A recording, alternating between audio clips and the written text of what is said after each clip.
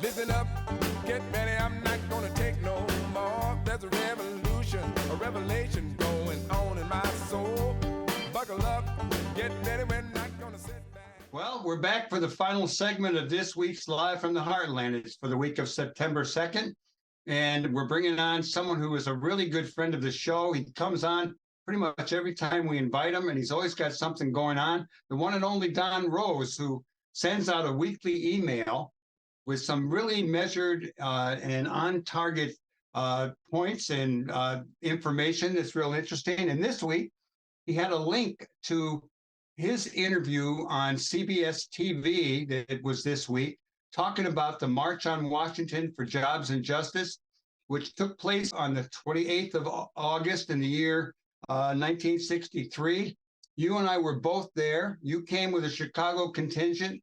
I drove down from Connecticut with two other guys in a Volkswagen. And what I remember is, as you got closer to DC, bus after bus after bus, there were just hundreds and hundreds of buses, thousands of people. And it was a very moving event when Dr. King gave the speech. So I've said enough, Don. Good afternoon to you. And tell us a little bit about what you remember about the March on Washington. Well, I was one of the organizers of the Chicago area contingent, working with Timmy Black, the late Timmy Black, the late great Timmy Black, who was the chair of the March on Washington for this area. And we put together over a period of months. We started out trying to fill a train. We got a train chartered. Rail travel was quite a thing then. And we filled that up and wound up with a second chartered train. So there was about 1,000 people on each train, plus we estimate at least 500 and perhaps more Chicago area people came by air or car or bus or whatever. It was a hell of an organizing job, and a lot of the traditional civil rights people or so on were a little worried. They were happy to have Tim be the chair because he could take the blame if a lot of violence or anything broke out. There was all sorts of cautionary stuff about how bad this would be anyway. And of course, as you know, when we got there, it was just a marvelous thing. We stepped off the train, and all the different Chicago people from different cars broke up and started a march. And no one had ever been in a crowd like that. I mean, you were just in a sea of humanity, and it was buoyant and happy. People would bump into each other. Oh, I'm sorry, I apologize, and marching this way and that, and giving salutes and this and so on. In case you're listening on the radio, he's showing a fist and a peace sign. Right. and this was all signaling and talking to each other. I remember walking as we were marching toward the Lincoln Memorial. Tim had his younger son Timmy with him, and Tim was a short guy, so I had to carry Timmy Black on my shoulders so he could see the White House. That was one of the first thing I remember. Then the next thing, something that wasn't widely reported and didn't get into a lot of the commentaries, we got word that we knew John Lewis, representing SNCC, was going to be one of the speakers, and we got word that he had been censored.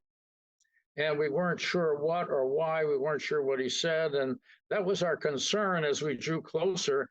And then when we got to the memorial and the pond in front of him, and people sitting down, some of them taking off their shoes and socks and dipping their feet into the pond, it was just quite a sight. It was like a celebration. People were carrying all kinds of signs. that were presented and some homemade and so on. Somehow or another, most of the Chicago delegation pulled itself together fairly close to the memorial. You couldn't get right up against it, but we were fairly close and trying to buzz and figure out what John had said. Somebody said that I'm still not clear to this day exactly what the words were, but one was that he was a little critical of the Kennedy administration, and they thought that that would be offensive. I don't know exactly what he said. And then I also heard that he used the words marching through Georgia, which was going to sound too hostile. Anyway, it all came about. His speech was very good anyway. Yeah, and he was a real hero of mine already then. And I remember reading an article, I think in the New York Times, that there was an issue with his speech. But you know, back then, I remember SNCC was, you know, they were the guys. They were the people I looked to the most in my early radical days. And so I was going to ask you about John Lewis, but you've already filled us in on that. Yeah. Yeah, the groups, there were, I think there were 10 official sponsors, which included the traditional civil rights groups like the NAACP and the Urban League and plus several labor unions. It was, remember, the March for Jobs and Justice, Jobs and Civil Rights. And everybody got to speak. And you know, we expected a good speech from Dr. King, but you know, the full impact of that speech didn't register for a while. You know, we applauded and it sounded great and so on, and it took a while for all the words to sink in, and some of the more important words in it, which I cannot quote for you, went beyond the great dream. It was really quite a radical speech. I should hope.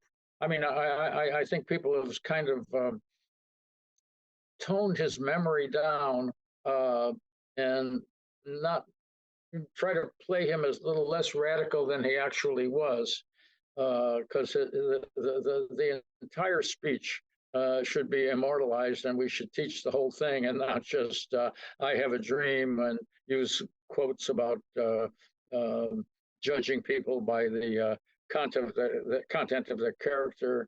And he had much more to say in there. But no, King was, they're trying to kill that history. Yeah. No, I know it was a few years later that he came out against the war. I mean, it was a radical speech. I mean, just to link up the civil rights with the jobs, and, you know, the UAW and Walter Reuther were all there. There was a lot of labor support. I did get to give a speech with King at the Coliseum in, I think, '66, April of '66. And he had just come out against the war at Riverside Church. And, you know, King was something else. What do you think are the most important thing or for people to remember or know about that march in '63 before we get to the more current thing?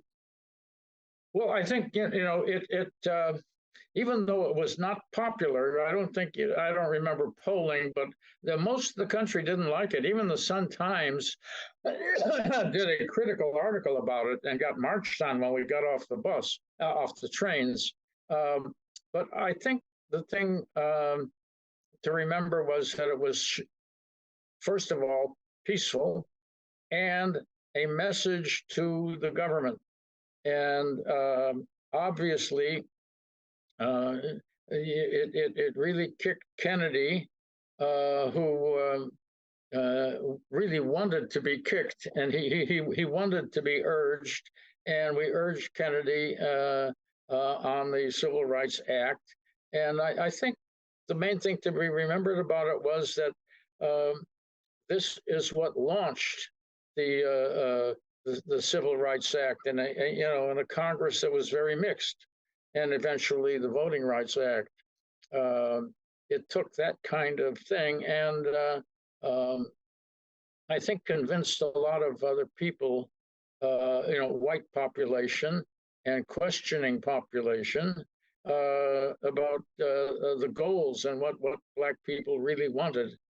And of course, it also enraged the hostile people. We had separations then too, but I guess one can look at it as the formal launching of the civil rights movement. These days we talk about the civil rights era, and that Yeah. was kind of the launching point of the civil rights era.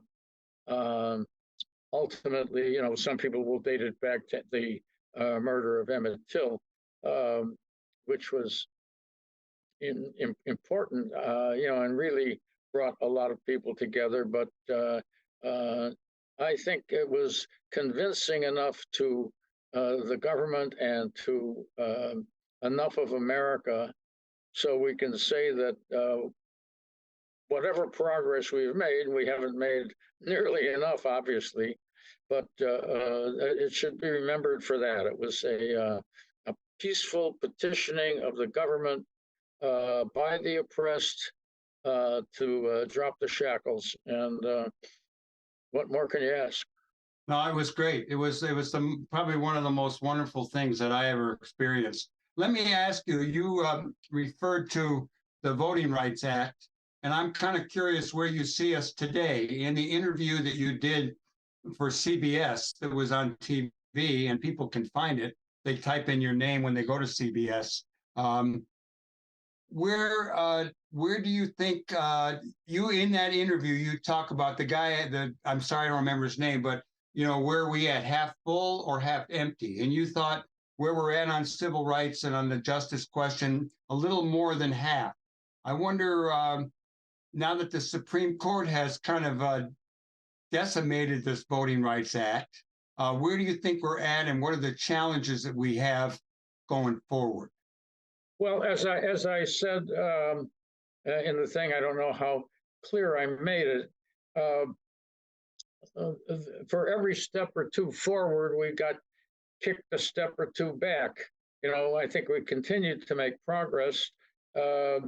Let's just look in Chicago when we see how the grip of the old Daley machine, which was oppression, has been dropped. We elected a Black mayor in Chicago in 1983 and reelected him in 87, but that was done primarily with just the Black population. And, a small but important group of white friends making up about 10 or 12% of the total vote. We recently had an election where we elected our very next, after 87, really the first elected Black mayor, and his votes came from everywhere in the city. They did. It was a majority, and it included Latinos who earlier had voted really with the machine, and it included white people from all over, Lincoln Park, Lakeview, up there, and of course your 49th Ward has always been fighting 49 in the vanguard. But if you just look at the spread of the vote there, you can call this progress. Now, obviously, one way of judging the progress is the extent of the fight back. Florida and other states trying to erase that history because they think that history is dangerous. It hurts the feelings of white fear more. We had the tragedy of that Donald Trump was able to name 3 Supreme Court justices, and that's a hang up that's going to be with us for a long, long time. They're all young, comparatively young, and that was probably when they gutted the center of the Voting Rights Act, was probably the biggest cause for regression that we had since that March. Well, do you got any words of optimism going forward? I mean, so far you've painted a picture about we're moving forward. We're more than half full on the glass, but I'm looking for a full glass of justice, positivity. Just we got to keep moving in a good direction. You got any parting words in our last minute or two here? Well, I would say we keep organizing and fighting for that one or two steps forward, and we have to recognize that the more progress we make, there is this counter force, but we have always managed to get at least a step forward, even with those blows. Now we'll have a bit of a defining moment in the next election, to be sure, but about which I am slightly optimistic. I'm fearful, but I think it's another step forward, as the 20 election was. But it's a fight all the way. Let me ask you just off the top here: do you think that Biden will run again? I mean, I'm rooting for him. I think he's done a lot better than we have expected. Sometimes he does look a little elderly and feeble. He's a little older than me. No, younger than me, and younger than you. But what's your sense on that? You think he will run? At the moment, I have no reason to believe that he will not run. But it's day by day. You've got all these trials coming up. He does look weak at times, but he has always been a little odd. Most of the kinds of errors he's made that make him look bad and old are things that he was doing when he was 35 years old. He was never a great speaker. He'd always be tripping up on words. He was known for his gaffes, and certainly age has taken it. But having been 80 once myself, I don't think it's a debilitating matter. Well, you're a hell of a guy, and it won't be long till we have you back on Live from the Heartland, because you've got a lot of information that I want to help you keep sharing, and I keep learning from you, and I'm glad to call you my friend. Thanks for coming on, Don. Anytime, as long as I'm still here myself. Well, keep working on it. I'm glad you quit smoking back in 60, whatever it was. Kept me alive. Okay.